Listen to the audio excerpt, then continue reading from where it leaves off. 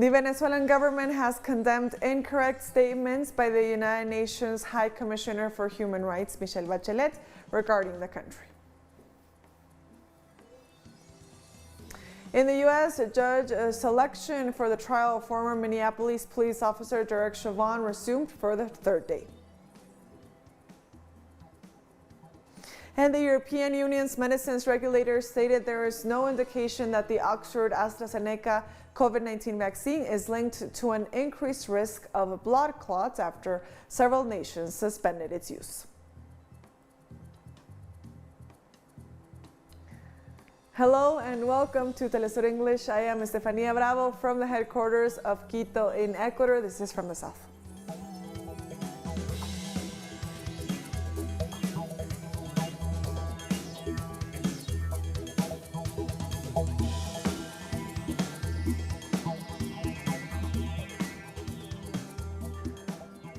The Venezuelan government has condemned incorrect statements by the United Nations High Commissioner for Human Rights, Michelle Bachelet, regarding Venezuela.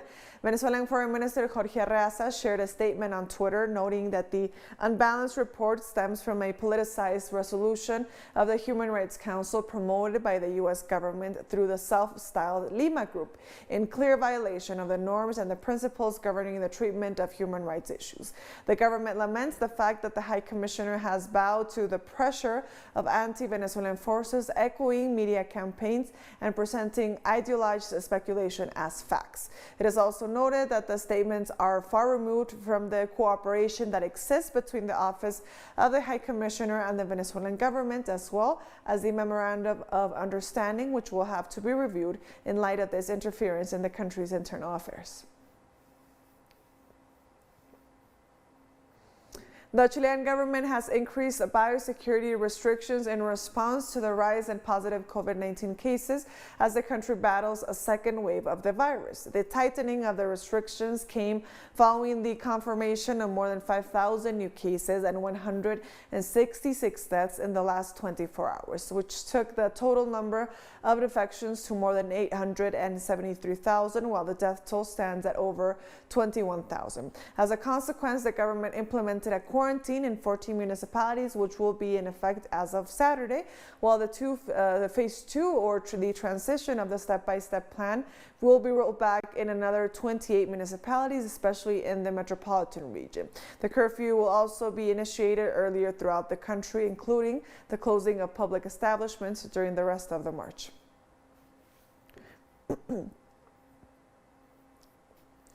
The Bolivian Public Prosecutor's Office ordered the arrest of 3 former commanders of the armed forces for the violent events of November 2019 during the coup d'etat against Evo Morales. The first order was issued against Admiral Flavio Gustavo Arce San Martin, former commander of the Bolivian Navy and former chief of the General Staff, for his participation in the coup d'etat, followed up by Vladimir Yuri Calderon Mariscal, former commander of the police, and Williams Caliban, former commander-in-chief of the Bolivarian Armed Forces. The investigation, which started as a result of a complaint by the Movement Towards Socialism, former Deputy Lydia Patti ruled that the arrest had to be carried out within 24 hours so that the former police authority could be placed at the disposal of a precautionary judge to determine their legal situation. In addition, the political opponent Luis Fernando Camacho was also arrested for his connection with the alleged insurrection, terrorism, and conspiracy.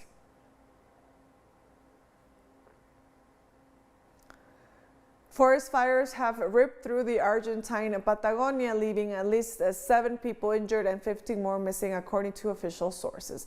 Some 200 people had to be evacuated and around 100 homes were damaged by fire in an area of forests and lakes popular with tourists close to the Andes mountain range.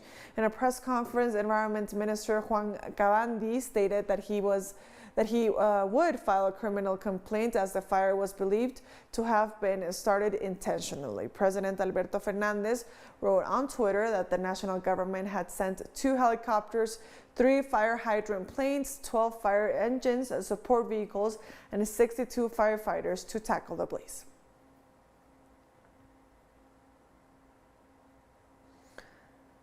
Ecuador's National Assembly has approved reforms to the intercultural education law establishing a new base salary for teachers, while 26 educational institutions are once again to be run by the Army and the National Police. Our correspondent, Denise Herrera, has more.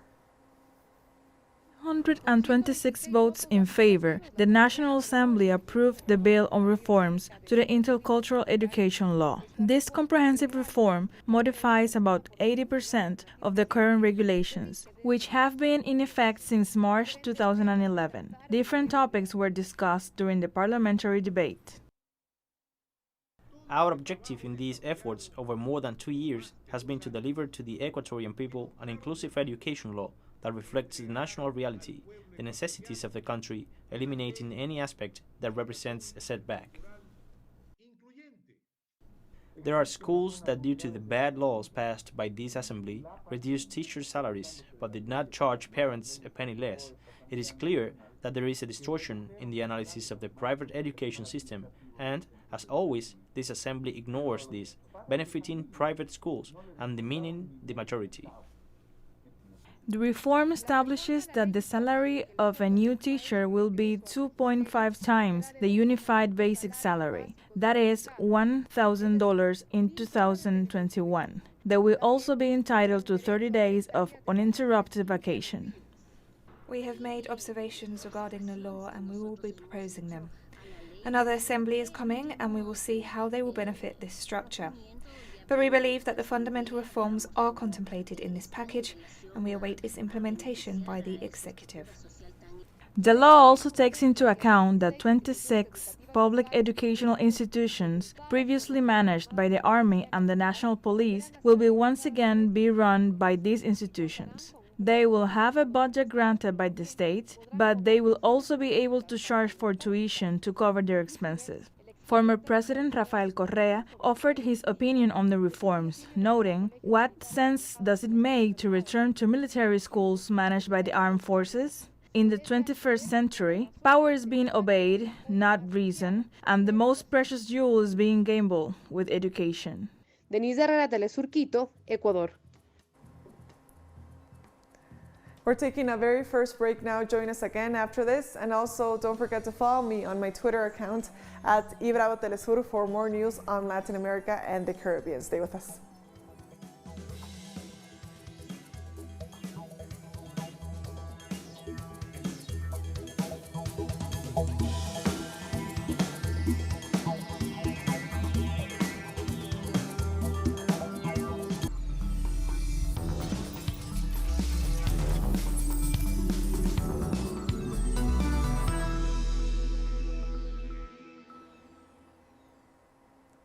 Welcome back to From the South. More news now.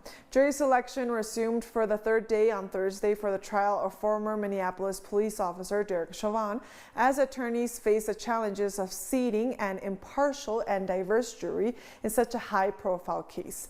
By day's end, the jury included 5 men and 1 woman. Judge Peter Cahill said 3 are white, 1 is multiracial, 1 is Hispanic, and 1 is black. The sole juror picked on Thursday described himself as an outgoing, family-oriented soccer fan for whom the prospect of a trial was kind of exciting. He also acknowledged under questioning from defense attorney Eric Nelson that he had a very negative impression of Chauvin, but affirmed that he could set aside his opinions and stick to the evidence presented in the court.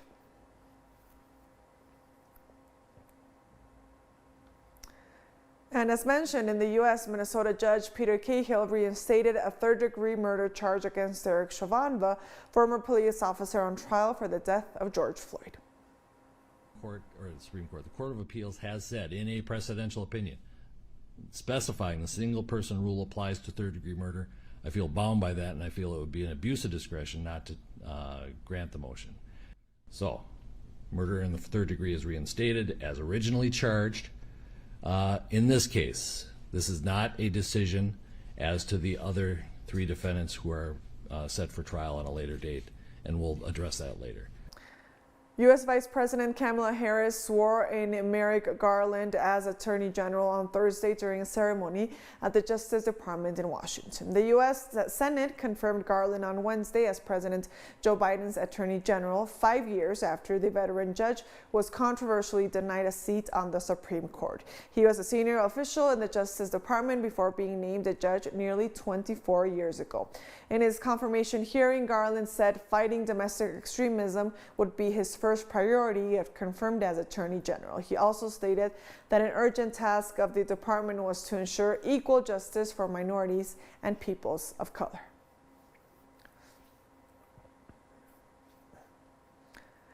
The United Nations has warned of the risk of famine in many countries across the world due to the coronavirus pandemic.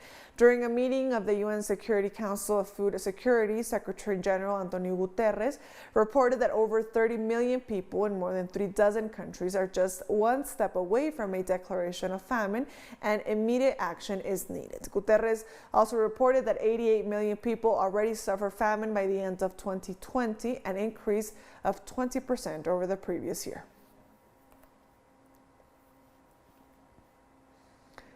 The United Nations Children's Fund warned on Thursday that unless action is taken to address worrying indicators that child and adolescent development have all regressed due to the COVID-19 pandemic, the world could have lost a generation. This is really a children's crisis, and children have paid a heavy price, and that's why it is important that children are at the heart of the recovery. If we make the right kinds of choices and decisions now, we can make sure that we don't have a lost generation of children, that we recover well, we invest in the right things that make sure that the next generation recovers and hopefully bounces back. The impact of children not going to school are many, and first of all on learning. They have a right to learn and to be prepared for the world that awaits them. But it's beyond that. A lot of the impacts on their nutrition are because they don't have access to school meals. The Organization of the Petroleum Exporting Countries has downgraded the outlook for demand for its crude over the next 2 quarters. According to the monthly report by the group's research departments, the ongoing lockdown measures, voluntarily social distancing, and other pandemic-related developments continue to weigh on economic activity, but conditions should improve in the second half of 2020. OPEC trimmed estimates for the amount of crude it will need to pump in the second quarter by 690,000 barrels per day amid the expected weaker demand and stronger growth in rival supply. The cartel also reduced its overall forecast for the volume of crude it will need to provide this year by 250,000 barrels per day compared to last month's report, to an average of 27.26 million per day.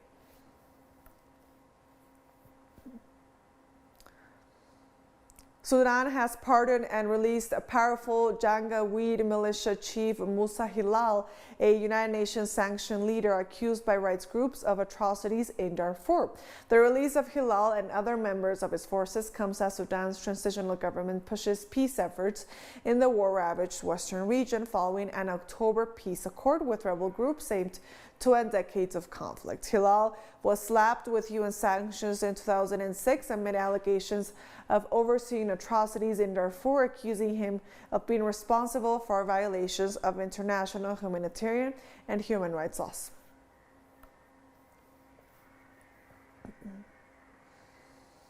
In Romania, authorities said on Thursday that a rescue operation is underway in the Black Sea after a cargo ship sank, leaving 2 dead and 1 missing. The Volgobat 179 had a 13-member crew on board when it left the port city of Rostov-Don on Saturday and was expected to reach Romania's port city of Constanta on Thursday evening. An SOS call was received by the GSP Falcon, a private vessel, at 4:40 a.m. on Thursday. 10 crew members were rescued and received medical care on board the GSP Falcon. As the search for the missing crew members continued, a helicopter evacuation took one of the rescued crew members to a hospital in Constanta. The cause of the sinking has not yet been determined.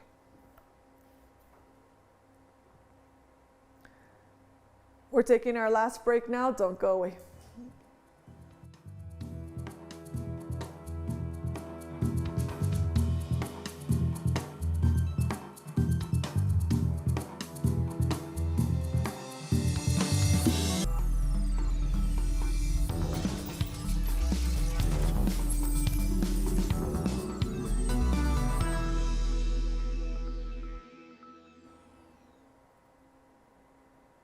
Welcome back to From the South. More news now. The European Union's medicines regulator has stated there is no indication that the Oxford AstraZeneca COVID-19 vaccine is linked to an increased risk of blood clots after several nations suspended its use. The statement came after a number of countries, including Denmark and Norway, suspended the use of the jab following reports that a small number of people had developed clots after receiving the vaccine. The European Medicines Agency said the number of cases vaccinated people was no higher than in their general population. It noted that there had been 30 cases of thromboembolic events among the 5 million Europeans who had received the jab.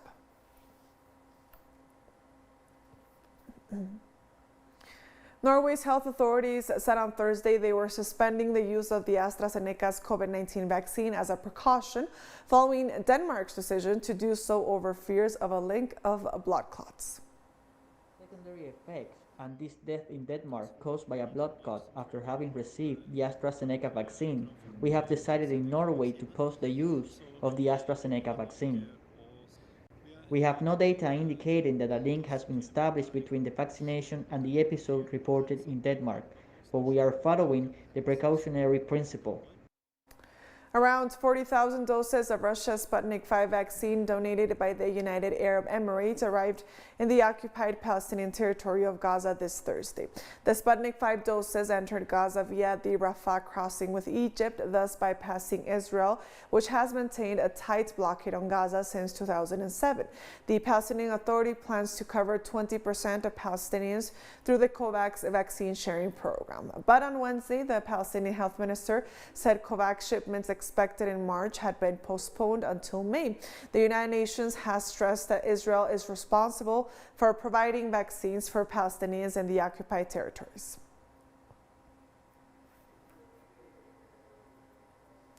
China will donate 100,000 doses of COVID-19 vaccines to Palestine.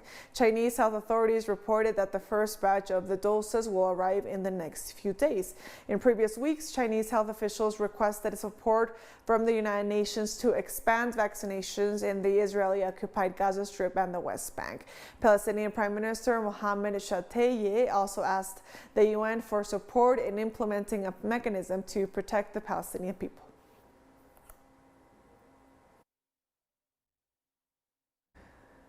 Rwanda's President Paul Kagame became the first leader in East Africa to receive a COVID-19 vaccine, which have been rolled out in the region in recent days. The country has received about 100,000 doses of the Pfizer-BioNTech vaccine and 240,000 doses of the AstraZeneca shots. Authorities plan to vaccinate 30% of the population of 12 million this year and 60% of the population by the end of 2022. In February, Rwanda became the first country in East Africa to start vaccinating against the disease, targeting high-risk groups such as healthcare workers after procuring some 1,000 doses.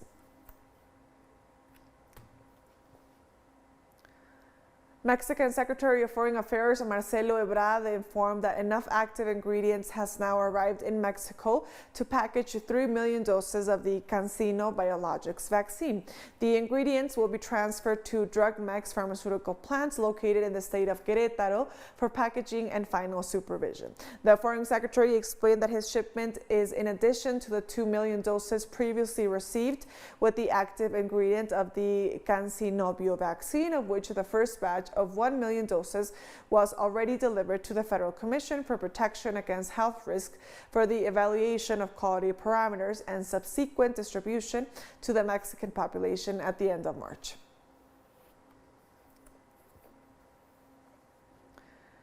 The Brazilian state of Sao Paulo announced on Thursday the enforcement of a night curfew and the suspension of sport tournaments. These measures, which will be enforced from March 15th to the 30th, are part of the emergency phase announced at a press conference by the state governor, João Dario. This phase is stricter than the red phase enforced since last weekend and includes the imposition of a curfew between 8 p.m. and 5 a.m. and the prohibition of the use of parks and beaches. The moves are aimed at facing the most critical moment of the coronavirus pandemic, which has already left more than 270,000 dead in the country.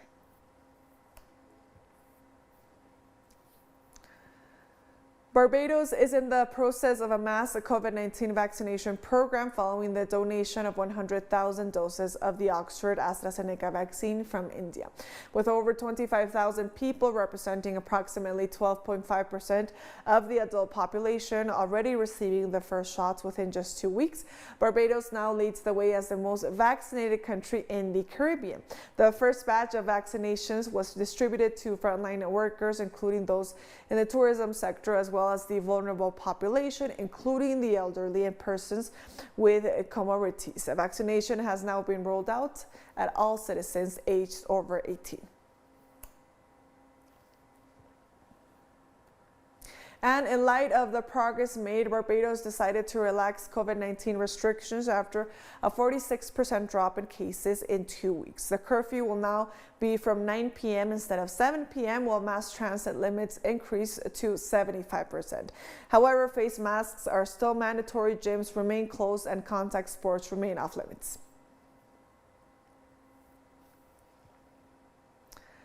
As experts in finding drugs, weapons, and corpses, police dogs in Latin America are now also being trained in the vital task of detaining the coronavirus. Members of police forces from various countries attended a workshop in dog training and tactics in Veracruz, eastern Mexico. El Salvador police, who shared their experience during the training session with canine brigades from other countries, explained that they use artificial scents similar to the sweat of an infected person. According to studies on which their training is based, the dog's powerful sense of smell makes it possible for them to detect the virus.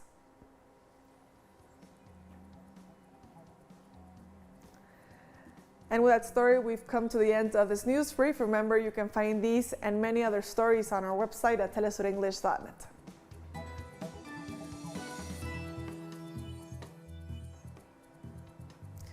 And don't forget to follow us on our social media accounts. We are on Facebook, on Twitter, and on Instagram as well. For TeleSUR English, I am Estefania Bravo. See you next time.